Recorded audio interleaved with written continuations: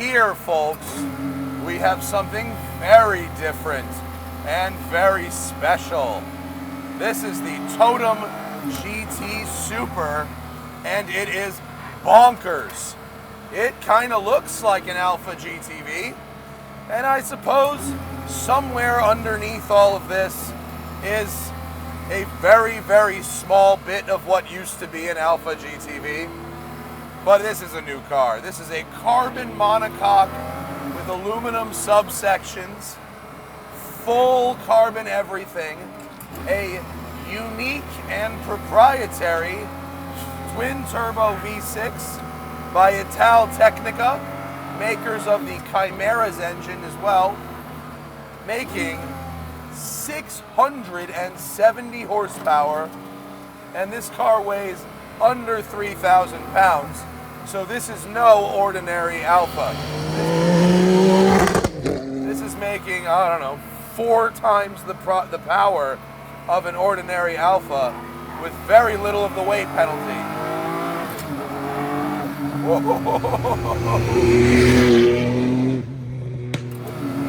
Totem has been very, very clear about not wanting to use shared parts bin stuff whenever possible, okay?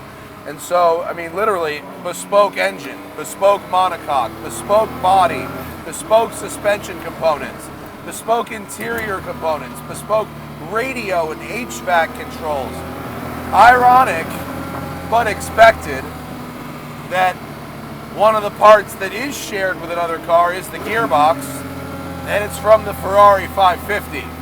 The Graziano 6-speed gated manual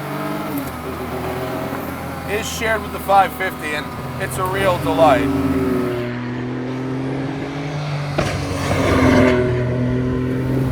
But the engine has such a light flywheel that it's tricky to rev match, actually. And we're gonna make a U-turn here, and you'll see the turning radius is kind of interesting. It's and then the diff is very tight at the back. This whole thing is set up almost like a Formula Drift car. There's 3 drive modes, like modern Alfas. You've got D and A. A is the lowest power setting, and that's 350 horsepower. Essentially, that's the engine running on wastegate. And then you have N. That's what we've been in so far. And then we click it over to D. D is the full 670 horsepower and also no traction control, okay? So this is a twin turbo engine, but it's a sequential turbo engine like the 959. So you get through the first turbo and into the second turbo, and that's when crazy things happen, right? So here we go, 4,000, first turbo, second turbo, and it's just nuts. It does not, it looks fast, yes, it's a beautiful car, and it does look fast, but it doesn't look as fast. It doesn't look like the kind of fast that is really, you know, supercar levels of acceleration. The balance is very good front to rear, except listen, you hear it? Rub, rub, rub, rub. Whoa! Oh, the power is really explosive. The brake pedal is a little soft, so by the time I press it down hard enough to affect enough braking, my foot's too far to really get a heel toe. If I'm braking lightly, I can heel toe well, so may need to adjust some of that. Fuck!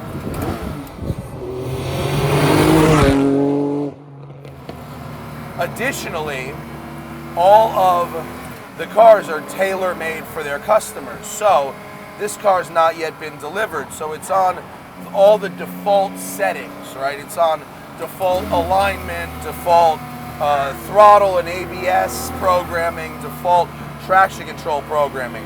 Once the car is delivered, Totem meets up with the owner at the track and program all of those things to the owner's liking. Oh my God, this thing is so mental.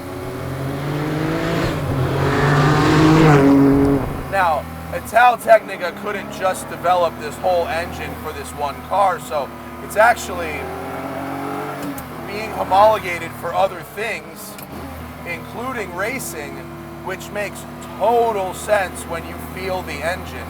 As soon as you fire it, it feels like a racing engine. It's much happier above idle speed. I mean, it idles fine, but it wants to be going. Rub. I mean, it's gloriously light and balanced.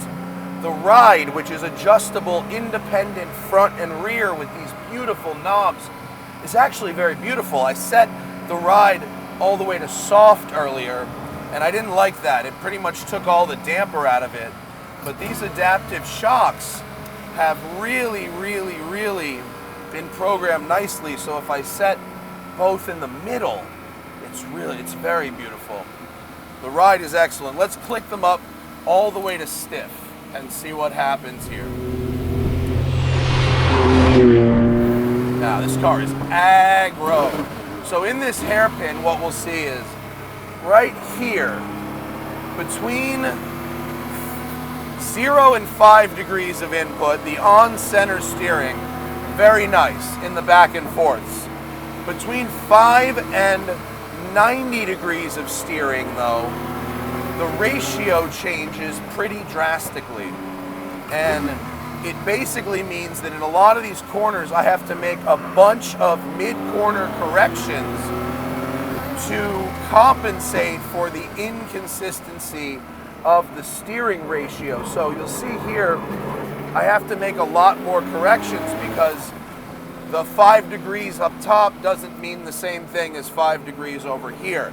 That probably is an alignment issue, but it's something I don't love, surrounded by a bunch of things that I do love. And now,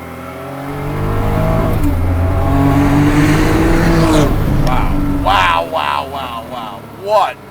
What a nasty little thing this is. All right, now, it's very expensive, and it's also sold out, so there. You thought you wanted one, and you can't get one. 620,000 euros. That is a ton of money. Yes, it is. But I can actually see where it goes. The carbon fiber construction of the monocoque and the interior is incredibly stunning. The Sebelt Ferrari seats with the matching houndstooth, the dash clocks, all of the knurled switches and all the switch gear, the carbon fiber rods for the blinkers, and I mean, just, you can't believe how nice it is in here. I mean, for a company's first car, this is extraordinarily well made. I need a U-turn. I've come too far. I need a good U-turn, please. See, the diff is really tight that actually, when you try to come up from a stop with the wheel cranked over, it has a real resistance to going. You have to give it more throttle, and this engine has like the lightest flywheel, so you have to constantly feather the throttle the way you do in like a 911 ST, where if you're shifting slowly, you have to feather it between gears, or if you're shifting really fast, you don't, but the RPMs just drop so fast that you have to catch it really quick or feather the throttle if you're shifting a little slowly. I don't mind that. That's a fun bit of old school Italian motorsport right there, that light flywheel. But between the very tight diff and the interesting steering ratio, or not ratio, steering geometries, between those two things, I can't help but think that my closest comparison is like a Formula Drift car. Wow. The power, you guys, the power and the power to weight is just wild. It's so much faster than it looks like it'll be. To me, the power band, it's almost like a Skyline or something, a GTR. This small displacement V6 sounds kind of like an Alfa Giulia, but it isn't. It is not. such a tactile thing. The steering wheel feels amazing, and the seating position is so good, and everything that I touch is fabulous. Everything I look at is fabulous. The view out the window and the mirrors is fabulous. It's such a sensory thing.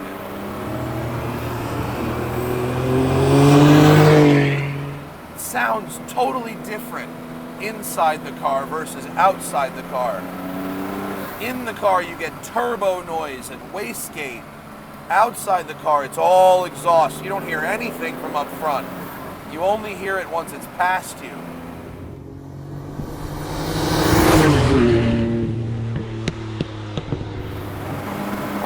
And actually, it's geared quite short, which is really fun. It doesn't need to be. They could have put long, in a car with this much power, it does not need to be geared short. You could put Viper gears in this thing and it would still be super fast, but tight diff, quick rack, hard turn in, light chassis, big power, and short gears. I mean, you can think about what that kind of combo results in.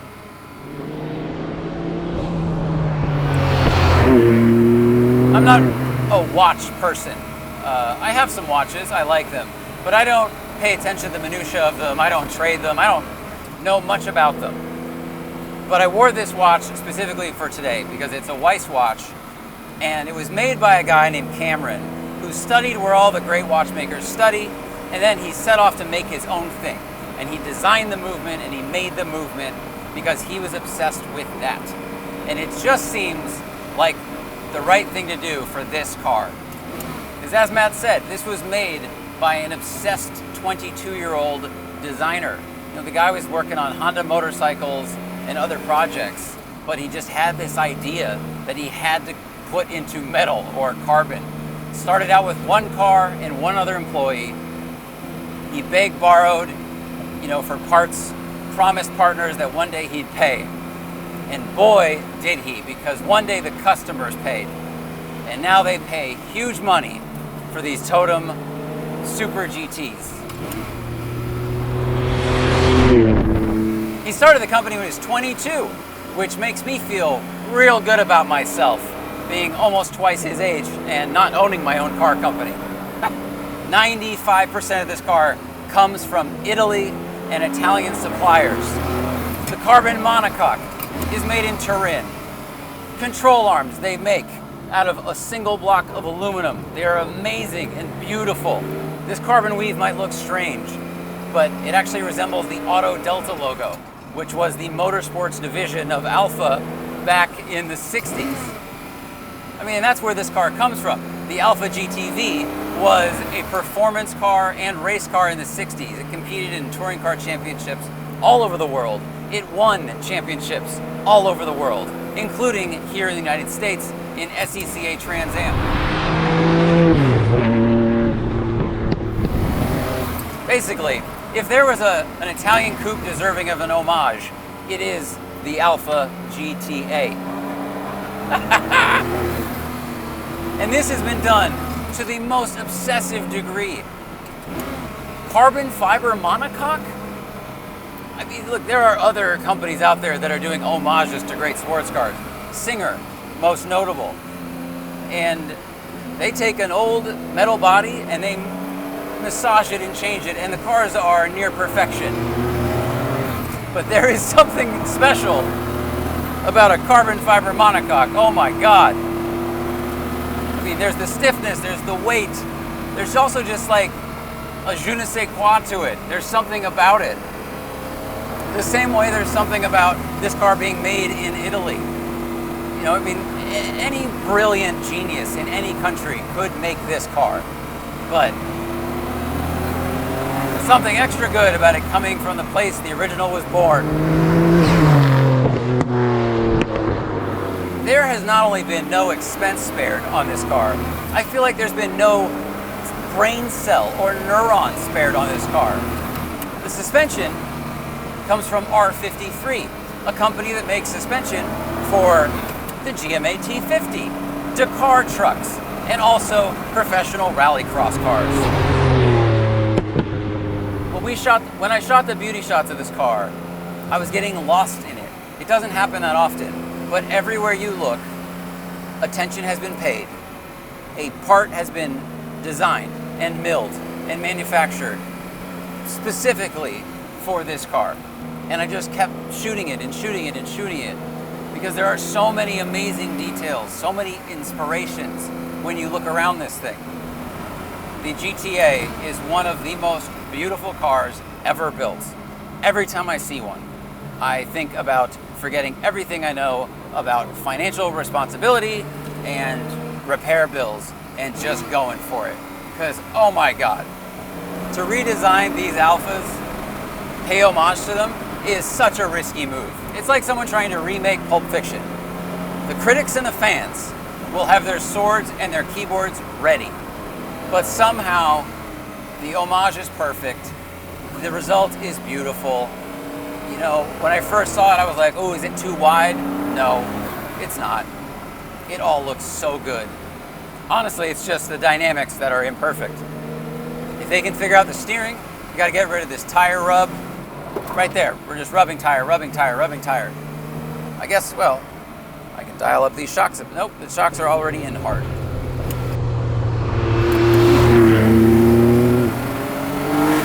Woo!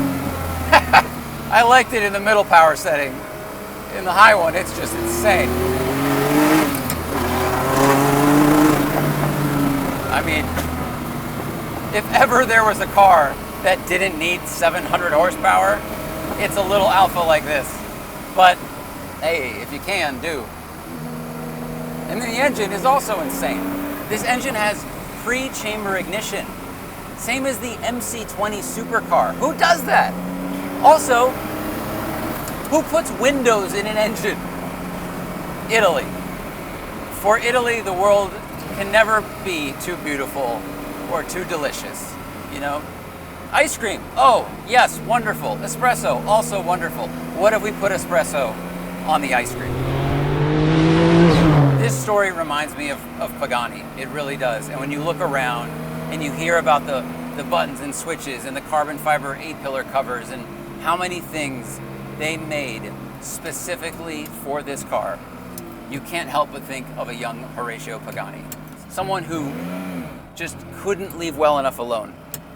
You know, the term good enough doesn't exist. Their mind is a constant movement. It is like a planet orbiting the sun. People like that just can't stop thinking and drawing and iterating. And I have a bottomless appreciation for that. And I know that this car is super expensive, and that is a complaint we all share. Cars are getting too expensive. But stuff like this, I give a pass because I think this kind of attention, it inspires generations, it inspires engineers, it inspires designers, even if that designer can just change one thing on an OEM car, or maybe they own their own fab shop, but they realize what is possible when you put a ton of work and brain power into something. And maybe they just change a suspension pickup. Maybe they learn a new thing. But that's what stuff like this does to me. It shows what is possible when you have complete focus and your mind is just a nuclear fusion of creativity, and I love it. And don't forget, always fight your tickets. Go to offtherecord.com/TST for 10% off all legal services from Off the Record.